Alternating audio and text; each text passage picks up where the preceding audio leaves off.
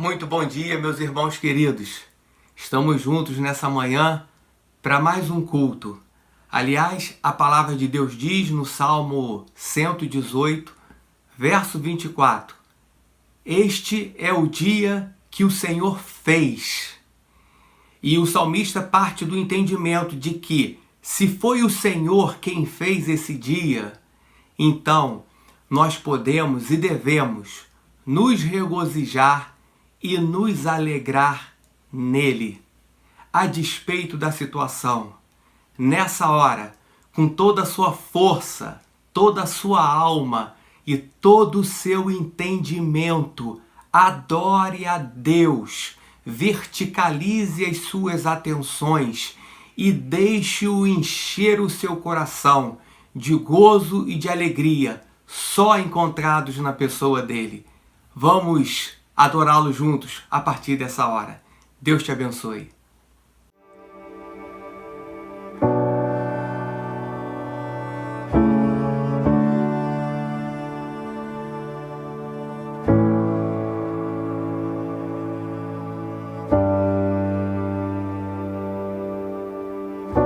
Me chama sobre as muitas águas, onde os meus pés podem falhar, e eu te encontro no mistério. Minha fé não se abalará.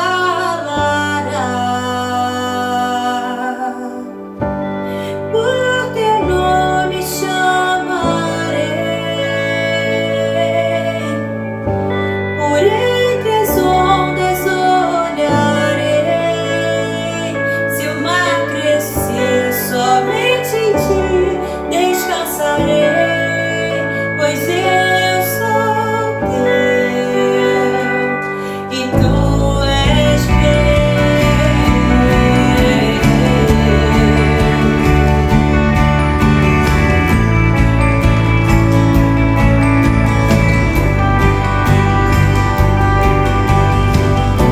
Tua graça vence os meus pecados, tua mão de amor me guiará. Por onde o medo e o caos me cercam, eu sei que tu não falharás. Por teu nome chamarei, e além das ondas olharei. Se o mar crescer, somente em ti descansarei, pois eu sou teu e tu és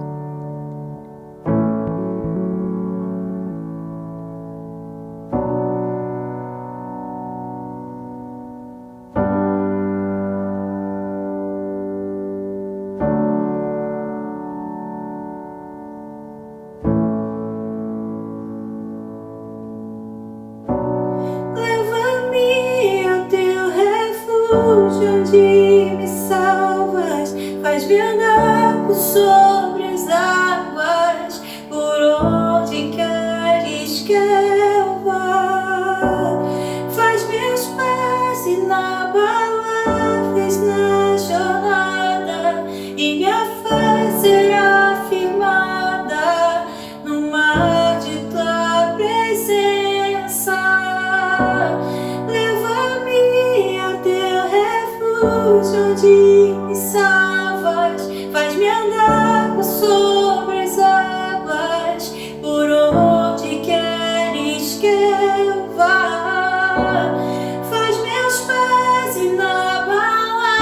vez na jornada, e minha fé será firmada no mar de tua presença. Leva-me ao teu refúgio, onde me salvas, faz-me andar por sobre as águas, por onde queres que eu vá. Faz meus pés inabaláveis na jornada, e minha fé será firmada no mar de tua presença. Leva-me ao teu refúgio, onde me salvas, faz-me andar por sobre as águas, por onde queres que eu vá. Faz meus pés inabaláveis na jornada, e minha fé será firmada no mar de tua presença. Leva-me ao teu refúgio, onde me salvas, faz-me andar por sobre as águas, por onde queres que eu vá. Faz meus pés inabaláveis na jornada, e minha fé será firmada no mar de tua presença. Leva-me ao teu refúgio, onde me salvas, faz-me andar por sobre as águas, por onde queres que eu vá. Faz meus pés inabaláveis na jornada, e minha fé será firmada no mar de tua presença.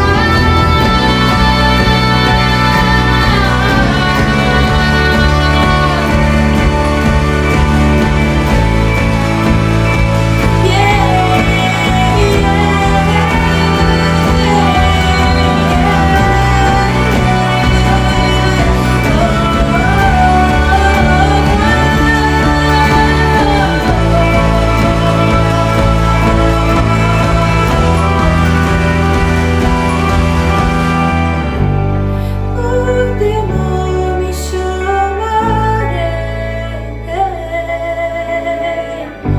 e além das ondas olharei. Somente em ti descansarei, pois eu sou teu e tu és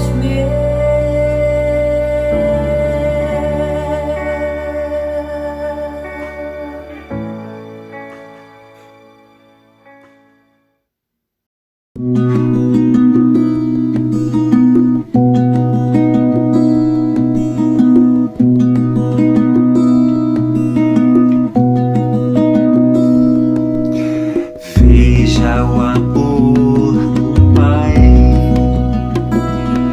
mistério que não posso entender. Quão grande é o seu amor e o quanto nos deseja. As coisas desse mundo não são nada diante dele. Pai infalível, que se compara a ti.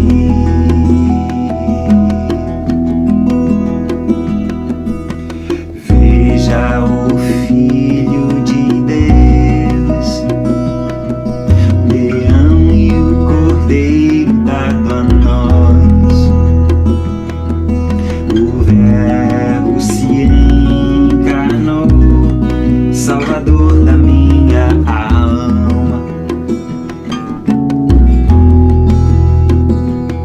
Sofreu por tanto amar a humanidade, no seu sangue é salvação.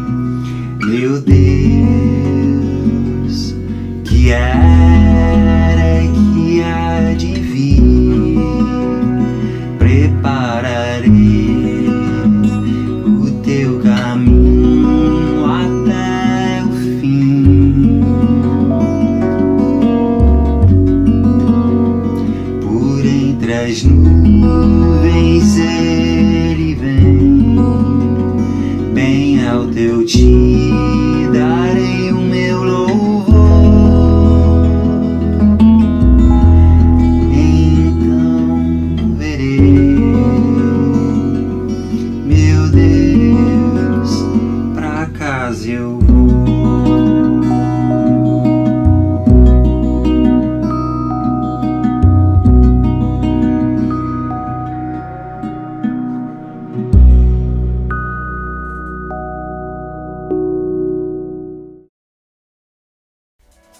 Amanhã, a doutora Claudete Cardoso é a nossa convidada para falar sobre a vida no novo normal, ao vivo no Instagram às 19 horas.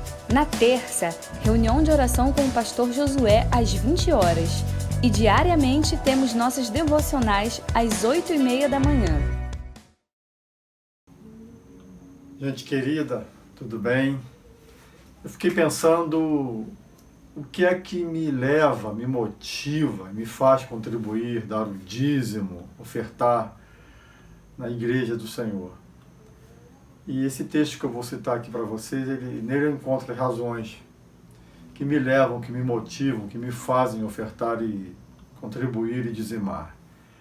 Salmo 116, verso 12 diz que darei ao Senhor por todos os seus benefícios para comigo. Tem aqui algumas razões que eu quero que você pense junto comigo, que devem nos levar a ofertar, a dizimar, a contribuir, que é o momento agora desse nosso culto. A primeira é justamente a primeira expressão, que darei ao Senhor. O Senhor ali é Yahvé, aquele que tudo comanda, tudo governa, Senhor de todas as coisas, o Senhor da minha vida. Ora, a primeira motivação é: eu obedeço. O Senhor me disse para dizimar, para contribuir, para ofertar. É obediência.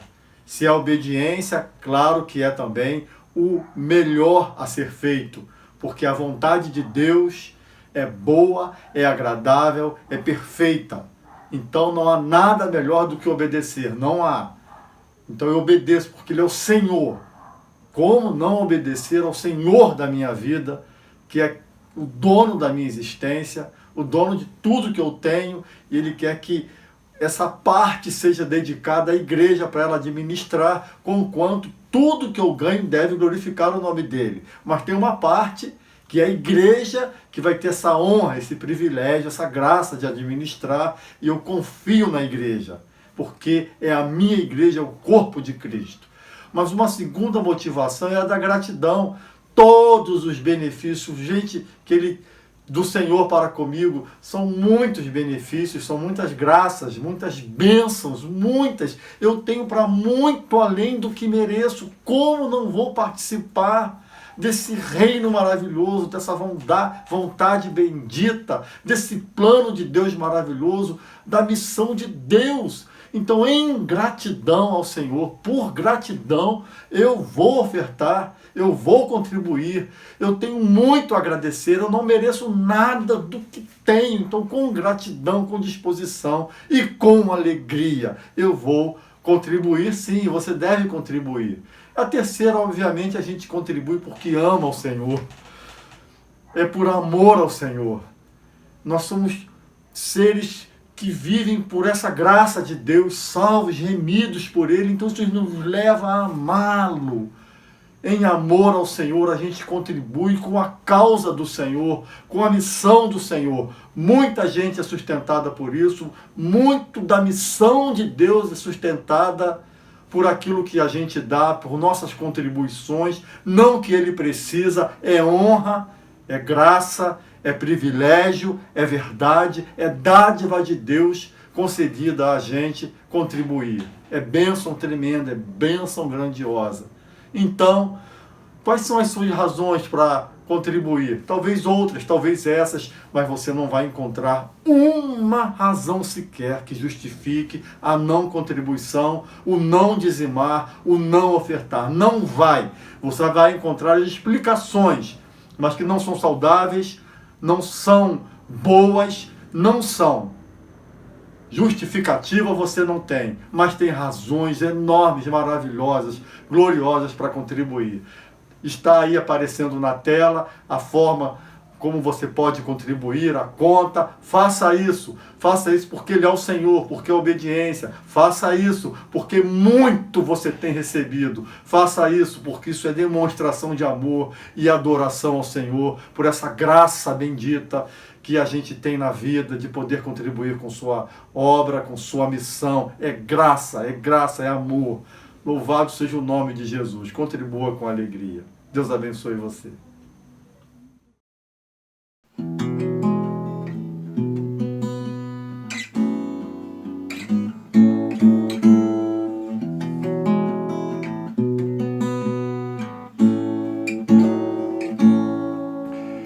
Luz das nações que dissipa as trevas, abre os meus olhos pra ver. Lindo tu és, eu só quero adorar-te, dar os meus dias a ti. Vim para adorar-te, vim para prostrar-me, vim para dizer-te: és meu Deus, totalmente amável, totalmente digno, és maravilhoso para mim. Rei sobre todos, tu és exaltado, entronizado nos céus. Humildemente vieste à terra, te entregaste por amor. Vim para adorar-te, vim para prostrar-me, vim para dizer-te: és meu Deus, totalmente amável, totalmente digno, és maravilhoso para mim. Não saberei quanto custou ver meus pecados lá na cruz. Não saberei quanto custou ver meus pecados lá na cruz. Vim para adorar-te, vim para prostrar-me, vim para dizer-te: és meu Deus, totalmente amável, totalmente digno, és maravilhoso para mim. Vim para adorar-te, vim para prostrar-me, vim para dizer-te: és meu Deus, totalmente amável, totalmente digno, és maravilhoso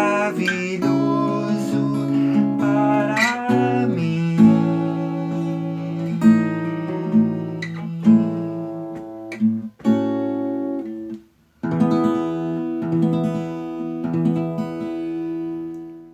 Bom dia, queridos irmãos e irmãs, graça e paz do nosso Senhor Jesus Cristo. Nós estamos estudando na escola dominical desse mês o livro do nosso querido pastor Ronaldo Lidório. E o livro é Sal e Luz, compreendendo, vivendo e praticando a missão. E nós estamos no capítulo 9.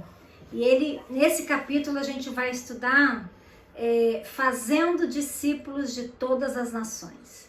Em Mateus 28:19, fala o seguinte: portanto, ide fazeis discípulos de todas as nações, batizando-as em nome do Pai, do Filho e do Espírito Santo. O ensino imperativo de Jesus nesse texto não é somente ir e nem evangelizar, mas sim o que ele mais ressalta é fazer discípulos entre todas as nações. O que seria fazer discípulos? Como Jesus mesmo nos ensinou, seria desenvolver relacionamento, caminhar de forma mais ou menos prolongada com alguém e apresentar-lhe as verdades de Deus. A proposta é que isso aconteça em todas as nações da terra, que façamos com as nações o que Jesus fez com os próprios discípulos. E no livro de Atos fala que proclamar, testemunhar e ensinar foram as formas que Jesus usou para fazer com seus discípulos. Dessa forma que ele utilizou para ensinar os discípulos. Jesus proclamava aos indivíduos e a multidões as verdades de Deus. Ele dava constante e próximo testemunho de vida e relacionamento que ele tinha com Deus Pai. E ele ensinava prolongadamente as verdades de Deus. E os termos plantar igrejas e missionário, eles não são utilizados de uma forma explícita no Novo Testamento, mas eles são o resultado da interpretação dos ensinos de Cristo à sua igreja. Muito se fala hoje em dia sobre a ênfase a ser dada pela igreja para discipular as nações. São dezenas de metodologias que encontramos, tem muitos teólogos e muitas missões se debruçando sobre a evangelização, o discipulado, o plantio, a revitalização de igrejas, bem como o crescimento e a multiplicação dessas igrejas. E são muitos cursos que há até sobre esses temas, né? Bem interessantes. Mas na Bíblia nós encontramos 3 práticas assim principais para o cumprimento da missão de Deus no que tange a discipular as nações. O primeiro deles é evangelização. O que é evangelização? É proclamar quem é Jesus e o que ele fez por nós. Pode ser de uma forma verbal, através de um testemunho pessoal, né, da sua vida, e pode ser até em silêncio. Mas não um silêncio sem pode ser assim, sem silêncio, mas esse silêncio, na verdade, é que vai falar as nossas ações, como diz um ditado, falam mais alto que as nossas palavras. Pode ser para multidões de modo organizado ou intencional, como grandes eventos em estádios, cruzadas evangelísticas, ou apenas a uma pessoa, a um amigo, a um vizinho, alguém que você conhece. E sabe que a gente precisa orar para que Deus nos dirija para as pessoas que precisam dele, que estão abertas ao seu Santo Espírito. As obras sociais também são uma forma de mostrar o amor de Deus, ajudar o pobre, o necessitado, o carente, o que precisa de um lar. Na África o povo tem um ditado bem interessante, diz assim: saco vazio não para em pé. Então, na verdade, isso quer dizer o quê? As suas palavras não têm sentido para um estômago vazio. E quando eu falo ali em cima de orar para pedir a Deus que te mostre uma pessoa em necessidade, uma pessoa que está pronta para ouvir o Evangelho, é isso que a gente tem que fazer.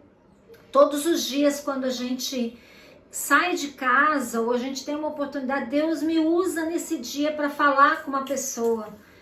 E o que eu quero te falar de um testemunho que eu tenho nesse sentido é que um dia nós estávamos depois do culto na minha igreja, eu era uma adolescente ainda, e nós fomos para uma lanchonete, fomos tomar um sorvete. E aí, enquanto nós estávamos conversando assim, de repente eu viro meu rosto e eu vejo lá do outro lado da rua uma moça sentada no escuro, na praça, do outro lado da rua. E naquela hora o Santo Espírito fala ao meu coração e fala assim: vai lá e fala de Jesus para ela. E eu falei assim: mas não, claro que não, agora é noite, ela tá lá sozinha, não conheço essa moça, não vou lá. E tô aqui conversando com os meus colegas, de repente viro de novo E mais uma vez aquela voz fala ao meu coração, vai lá e fala de Jesus para ela.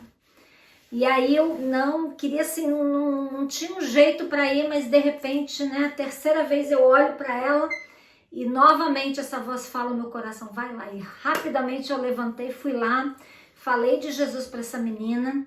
Ela estava assim pensando em suicídio, estava num momento muito difícil da vida dela e foi ali que ela entregou o coração dela para Jesus. Então ela estava pronta para ouvir do evangelho, se tornou uma missionária depois.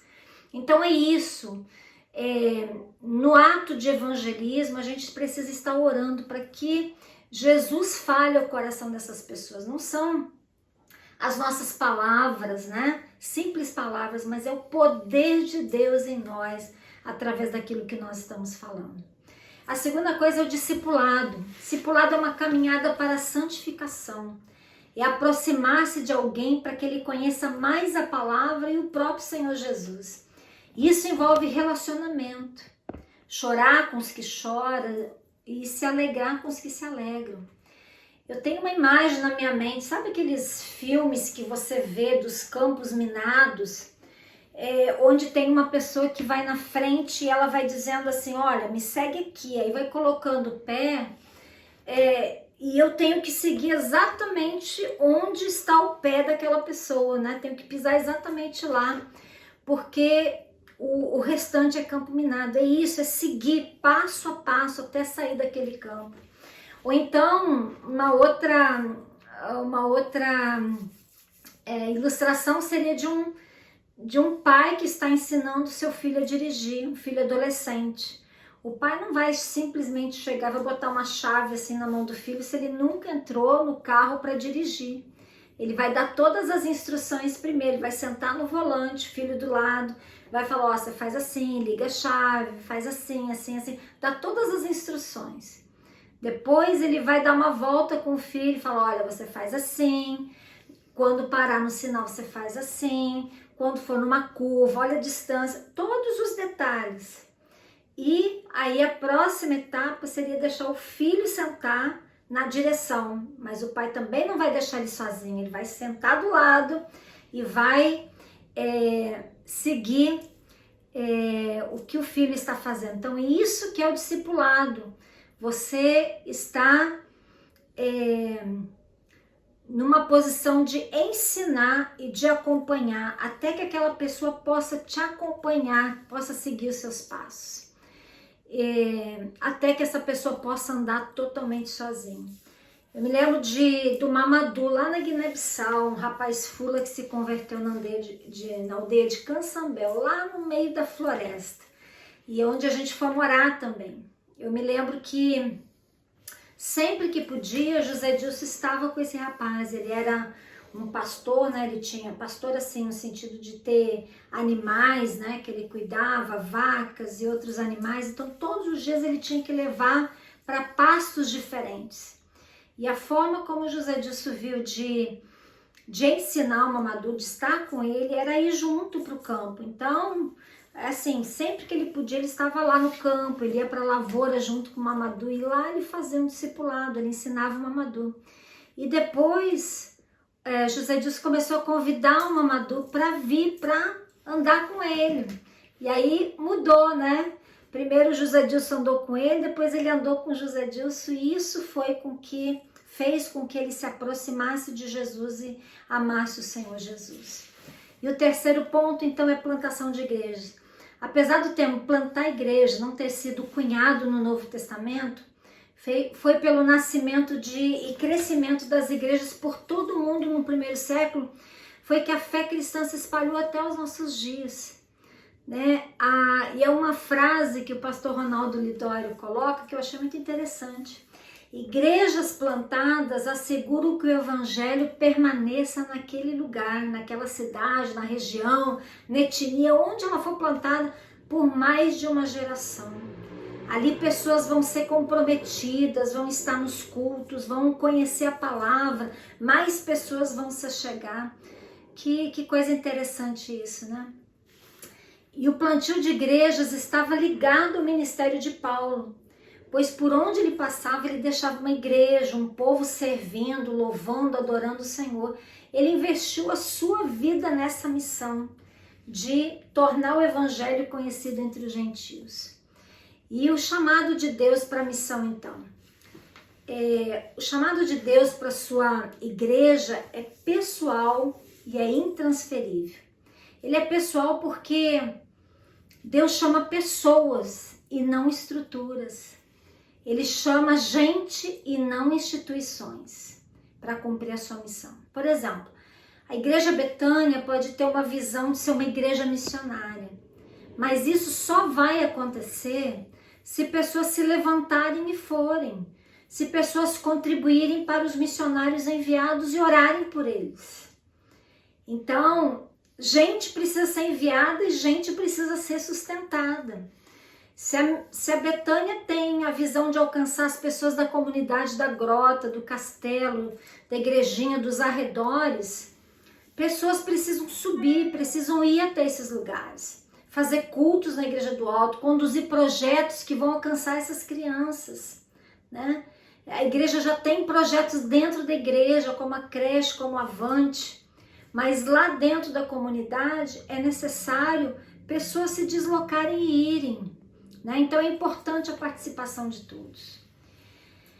E ele é intransferível, pois Deus tem um plano específico para cada filho. Na palavra de Deus, todos os discípulos são chamados e convocados para o seguirem. E nós, todos que conhecemos o seu nome, que clamamos por ele, somos seus discípulos. E Deus chama para muitos propósitos. Ele chama para salvação, lá em 2 Pedro 1,10. Ele nos chama para a liberdade, em Gálatas 5,13. Ele nos chama para sermos de Jesus Cristo, em Romanos 16. Ele nos chama para vivermos como sal e luz, lá em Mateus 5,13. Ele nos chama para as bodas do Cordeiro, em Apocalipse 19. Todo chamado se dá segundo o seu propósito. Lá em Romanos 8,28 fala assim: sabemos que Deus faz com que todas as coisas concorrem para o bem daqueles que o amam, dos que são chamados segundo o seu propósito. E somos encorajados a permanecer firmes nesse chamado. O chamado de Deus não é uma prerrogativa do Novo Testamento, não. Ao longo da história, desde o início, Deus chamou o seu povo para cumprir com o seu propósito. Israel é chamado para ser bênção entre as nações. Lembram de Abraão quando Deus o chama? E para anunciar a salvação e a glória do Senhor. Lá no Salmos 96:10 fala assim: dizei entre as nações, o Senhor reina. Em Isaías, o Senhor fala: todos os que são chamados pelo meu nome. E menciona que estes foram criados para minha glória. Então, todos os salvos, eles são chamados. A igreja de Cristo toda é chamada, é vocacionada, é convocada para a salvação, para a santidade, para a comunhão e para a missão.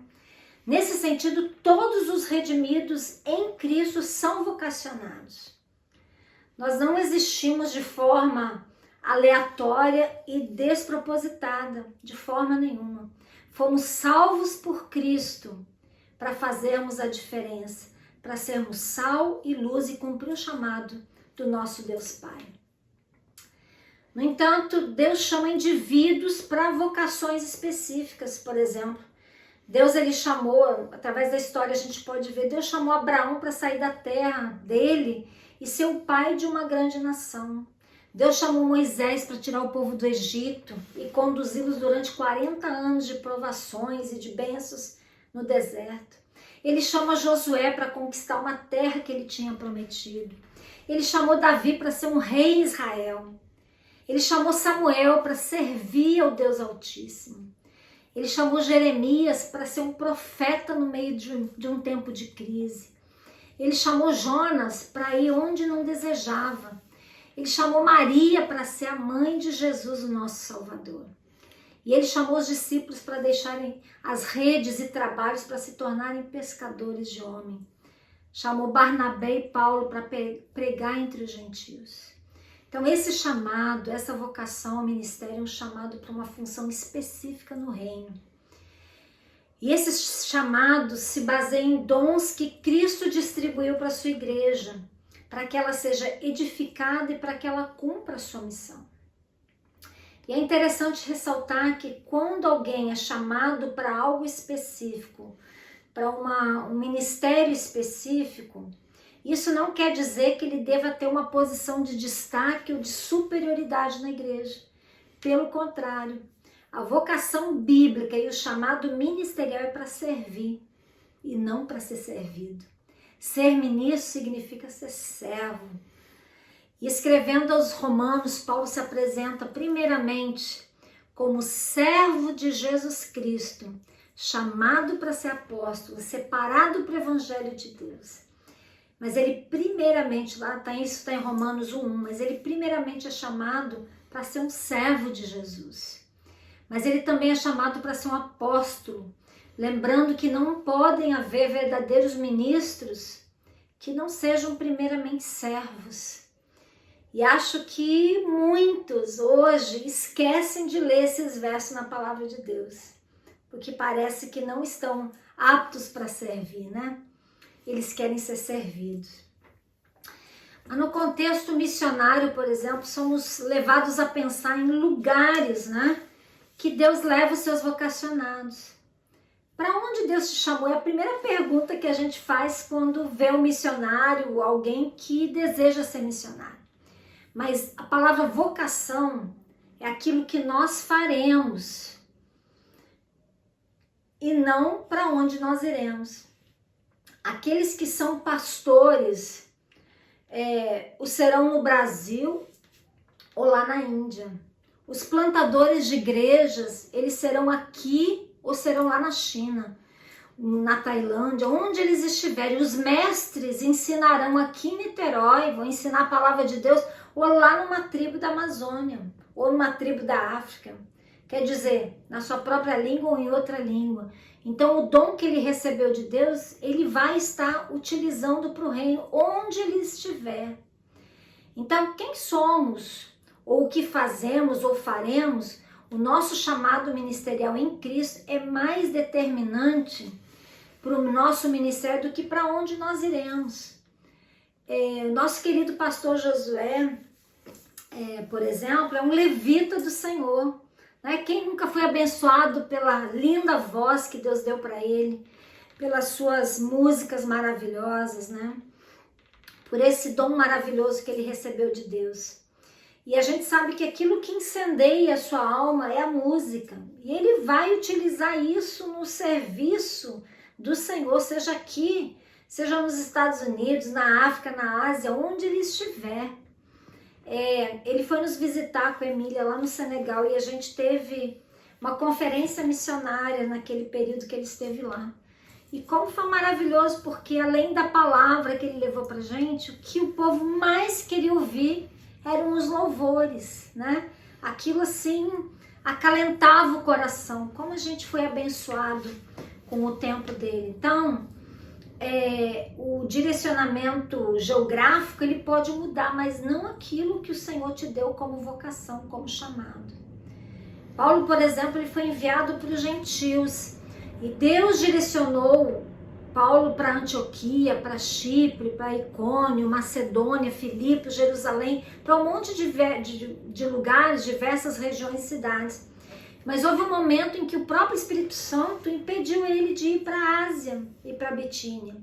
Mas depois o próprio Espírito Santo de Deus o direciona para ir para Roma. Então, se você for chamado por Deus e ainda não souber especificamente onde você deve ir, onde vai ser seu ministério, onde vai se concretizar isso, não se angustie, não se preocupe. Deus que te chamou vai te sustentar, seja lá do outro lado da rua ou lá do outro lado do mundo. Ele é o mesmo Deus que te chamou. Ele fez isso conosco, sabia? E eu já contei isso na minha live na sexta-feira, mas enquanto eu estava fazendo o curso de missões, né, de preparação para ir para missões lá em Belo Horizonte, foi no ano de 1989, 1990, Deus estava trazendo um fogo dentro da missão para alcançar e enviar missionários para todo o mundo lusófono. Aqueles 2 anos só se falava nas ex-colônias portuguesas pelo mundo, Guiné-Bissau, Angola, Moçambique, São Tomé e Príncipe, Macau na China, Goa na Índia, Timor-Leste. Assim, só se falava em além-mar. E equipes estavam se formando lá dentro da missão para irem para todos esses lugares do mundo.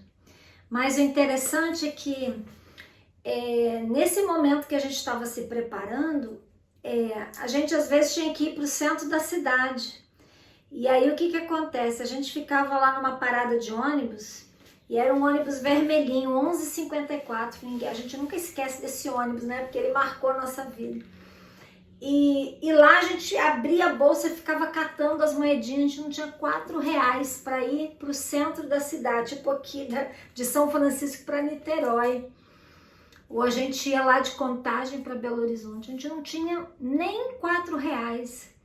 Mas o nosso coração, a gente tinha um sonho, uma paixão, um desejo de falar. Só se falava nesses países. Eu vou para tal lugar, eu vou para Macau, eu vou para Angola, eu vou para Moçambique, eu vou para Guiné-Bissau. Gente, foi assim um tempo maravilhoso. E eu vou dizer para vocês, o Deus que nós servimos é um Deus tão maravilhoso que Ele é capaz de suprir. E Ele não vive dentro da nossa lógica, né? A lógica dele é muito diferente da nossa. A visão de Deus, os planos de Deus são muito superiores aos nossos. E de todos aqueles que estavam lá, que tinham planos de ir, Deus levou todos. E uma obra maravilhosa foi feita em muitos países, né? Em todos esses países que eu citei para vocês, graças a Deus. Então, Deus que chama, Ele também supre. E o Senhor quer ser conhecido em toda a terra. A Bíblia está repleta de versículos que mostram o desejo de Deus de ser conhecido e adorado por todos os povos.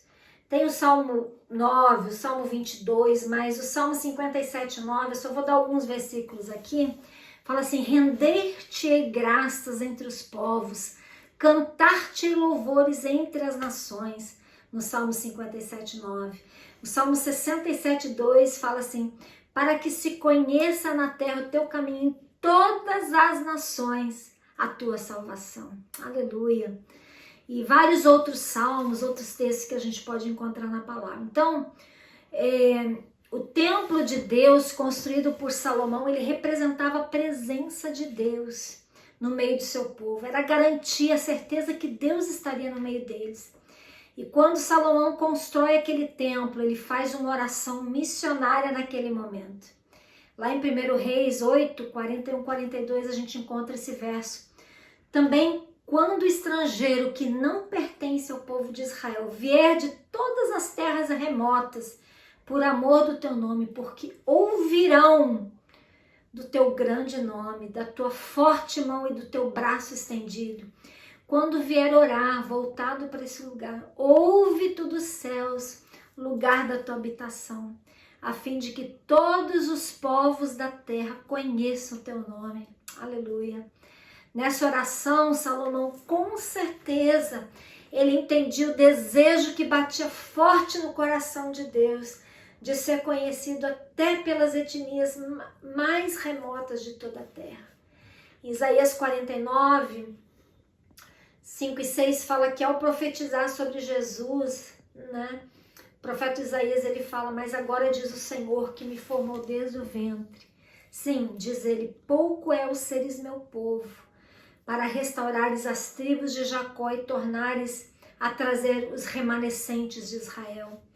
Também te dei como luz para os gentios, para seres a minha salvação até a extremidade da terra.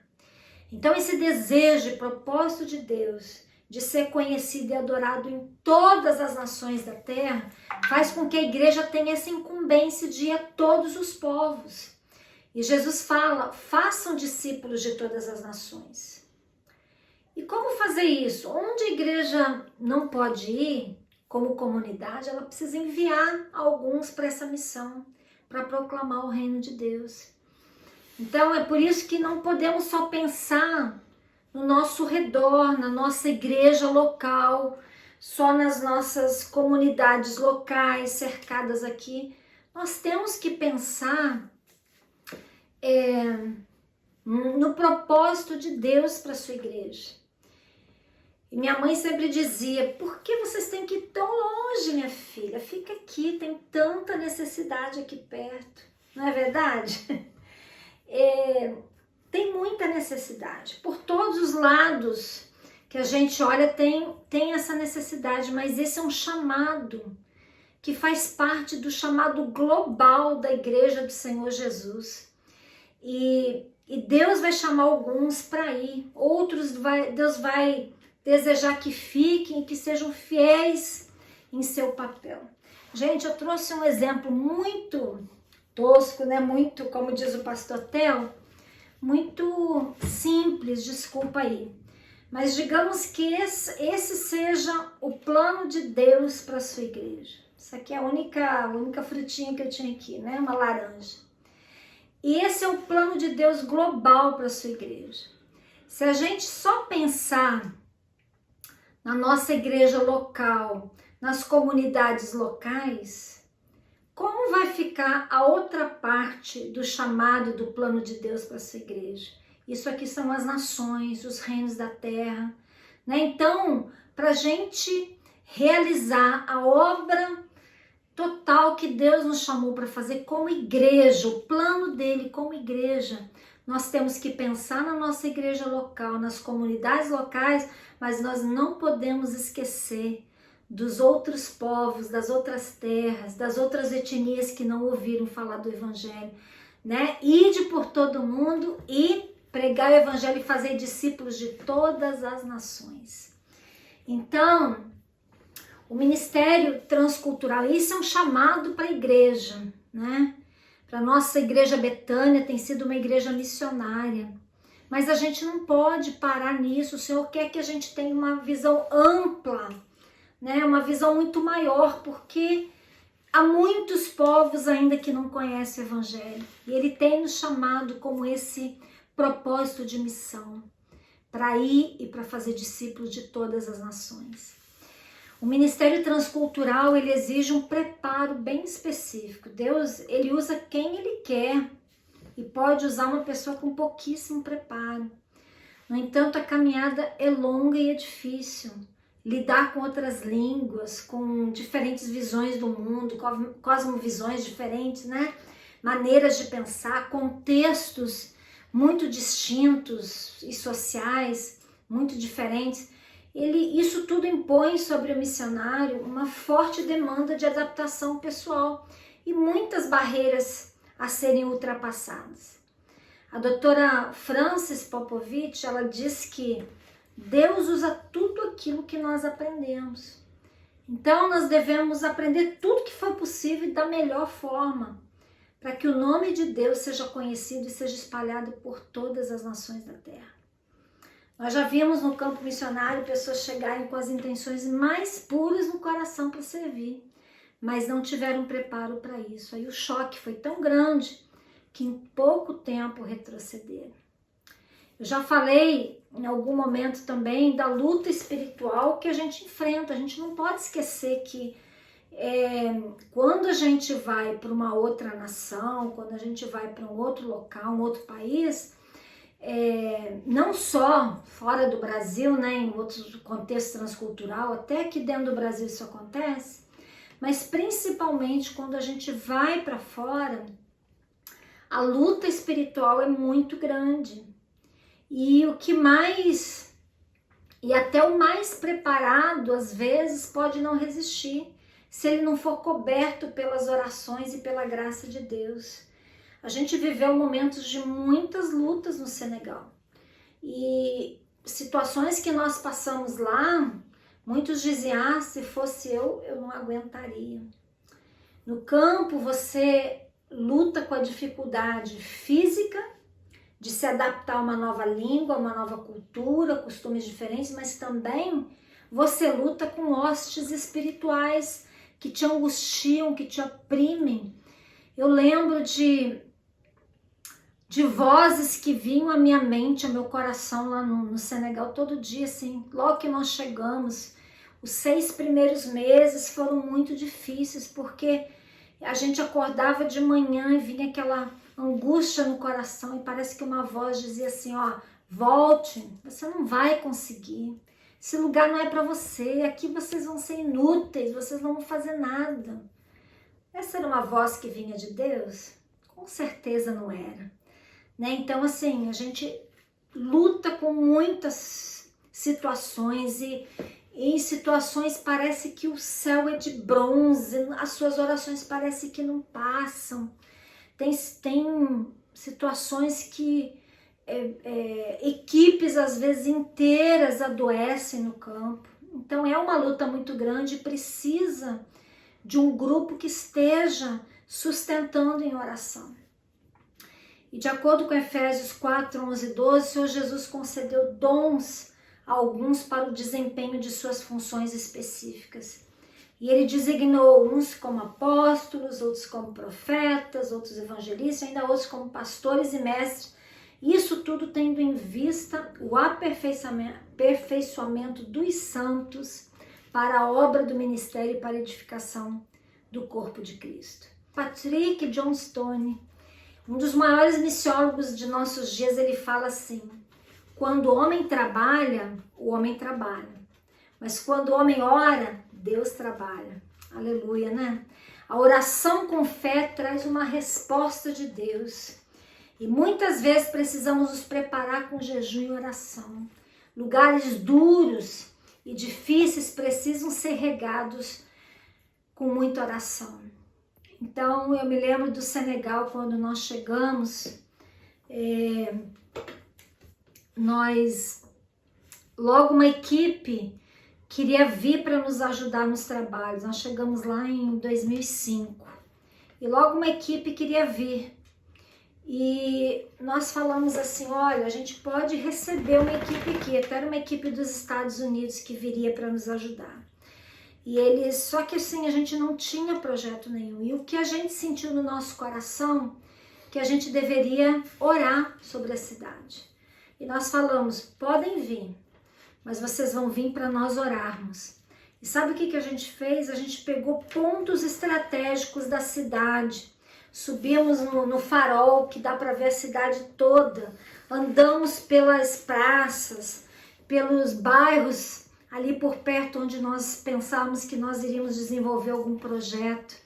E nós começamos a orar naqueles lugares específicos, ministrando a bênção de Deus, pedindo salvação, pedindo o poder de Deus sobre aquele lugar, pedindo que Deus abrisse os olhos, né, das pessoas, que Deus fizesse um milagre. E eu lembro que a gente esteve por vários locais e num dia de manhã nós estávamos em casa orando, lendo a palavra com a equipe, orando e cantando, e de repente alguém bateu na porta. Era um muçulmano, o nome dele Mohamed, e ele falou assim, eu vim aqui porque eu quero me converter a Jesus. Ele era uma pessoa que o José Dilson já tinha conversado com ele, né? já era vizinho da gente, mas ele nunca quis aceitar Jesus. Mas naquele dia, ele chegou na porta da nossa casa, ninguém havia convidado. Ele chegou, bateu na porta e falou, eu quero aceitar Jesus no meu coração. E ali Deus deu pra gente, assim, uma palavra no nosso coração, foi muito forte. É através da oração, é através de joelhos no chão, que muitos aqui conhecerão o Senhor. E é isso, queridos, nós precisamos fazer quando nós saímos para evangelizar, quando nós saímos para plantar igrejas, né? Então, nós temos que orar para que Deus faça obra naqueles corações. Não somos nós, não são as nossas palavras, não são a nossa capacidade, os nossos estudos, os nossos diplomas. Nada disso vai funcionar se o Espírito Santo não estiver presente e não fizer obra. E plante igrejas locais. o plantio de igrejas, mais uma vez falando, assegura que o evangelho vai permanecer numa região, num grupo, numa cidade, num bairro, por mais de uma geração. E por último, treine líderes locais. São eles que continuarão com o trabalho depois que os missionários forem embora. Invista tudo que você puder em treinamento de nacionais. O dia que o missionário estiver doente, sair do campo, o dia que ele ficar mais velho, o dia que ele tiver que cuidar dos parentes no Brasil, dos pais, dos filhos, quem vai estar no campo? Ele vai deixar, são os nacionais que estarão lá. Então, treine esses nacionais. Graças a Deus que Deus levantou um nacional lá no Senegal agora, né? Paul Diouf está lá, continuando um trabalho que nós iniciamos. Graças a Deus que lá na Guiné-Bissau Deus levantou muitos nacionais através do nosso ministério, através do ministério de outras pessoas, e é isso que a gente precisa fazer. Se a gente quer que uma igreja avance, a gente tem que treinar os nacionais. Então, eu queria somente terminar com aquela frase do Patrick Johnstone. Se o homem trabalha, mas se o homem ora, Deus trabalha. Então, que isso possa ficar no seu coração. Lembre que o segredo de tudo, né, da nossa vida com Deus, do nosso proclamar desse evangelho, é a oração. Nós podemos ir para as nações, nós podemos ter uma maior intenção de fazer conhecido o nome de Deus, mas acima de tudo, a oração não pode faltar, porque ela é esse poder do Espírito Santo de Deus que vai convencer o homem do seu pecado, do juízo, do mal do seu coração e que ele precisa de arrependimento no Senhor Jesus. Que Deus te abençoe, que essa palavra fique no seu coração, livro maravilhoso, que Deus nos abençoe, que essa palavra seja rema para nós nesse tempo. Grande abraço.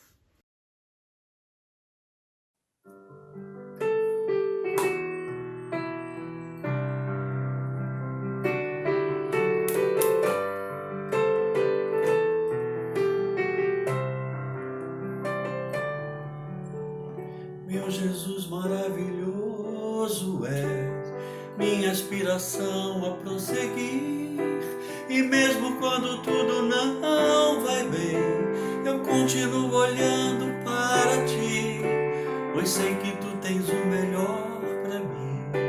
Há um segredo no teu coração, ó, dai-me forças para continuar, clamando a promessa em oração. Firme, ó Deus, está o meu coração, firme nas promessas do Senhor. Eu continuo olhando para ti, e assim eu sei que posso prosseguir. E mesmo quando eu chorar, as minhas lágrimas serão para regar a minha fé e consolar meu coração. Pois o que chora ao pé da cruz, clamando em nome de Jesus, alcançará de ti, Senhor, misericórdia, graça e luz.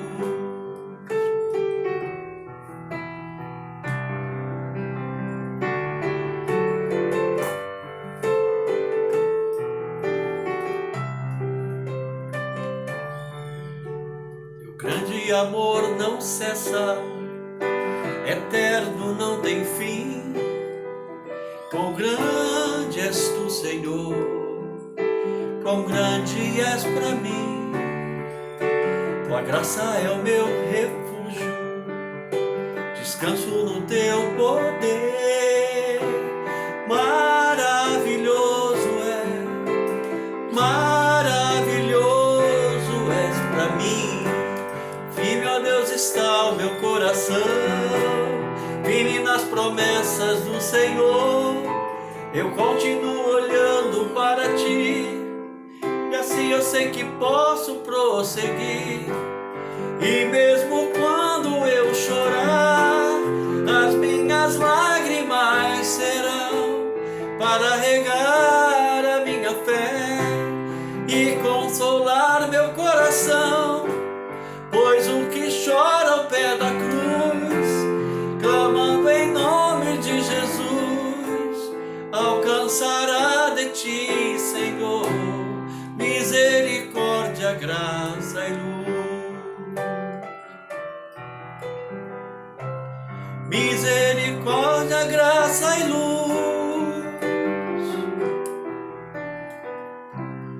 Misericórdia, graça e luz.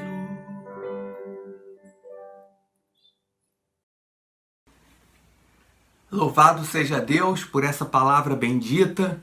Agradecemos ao nosso Deus pela vida da nossa querida, amadíssima irmã Marli. E nessa hora vamos concluir o culto com uma oração e recebendo a bênção apostólica. Feche os seus olhos, verticalize suas atenções, coloca seu pensamento no Senhor e vamos orar juntos nessa hora. Pai Santo, Pai querido, obrigado. Obrigado porque a Tua palavra é lâmpada para os nossos pés e luz para o nosso caminho. Obrigado porque o Senhor faz forte ao cansado e restaura as forças daquele que não tem mais nenhum vigor. Obrigado, Pai, porque o Senhor nos acode nas nossas fraquezas. Obrigado, Pai, porque o Senhor mesmo foi quem disse: vinde a mim todos vós que estáis cansados e sobrecarregados. Nessa hora, Senhor, nós apresentamos diante de Ti cada um dos enfermos da nossa igreja.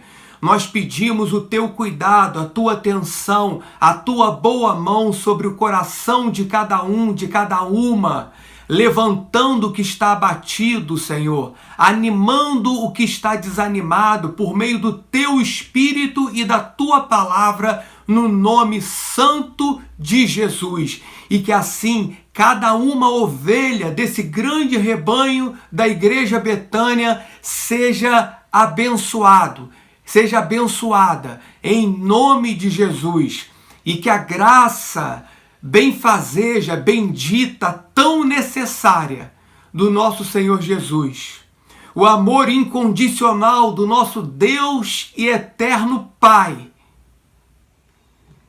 e as consolações do Espírito Santo, o poder do Espírito Santo, o discernimento do Espírito Santo, as curas benditas e necessárias do Espírito Santo para esse tempo estranho que estamos vivendo, sejam sobre todos nós e assim nos abençoe.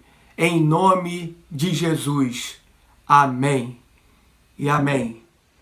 Queridos irmãos e irmãs, vamos passar o restante desse domingo na presença do nosso Deus, lembrando que logo mais à noite, direto do templo, o nosso pastor Theo trará uma palavra que certamente, como tem acontecido, abençoará o nosso coração. Portanto, divulgue as programações da nossa igreja nas redes sociais. Até lá, Deus abençoe a sua vida, em nome de Jesus. Amém. Beijo.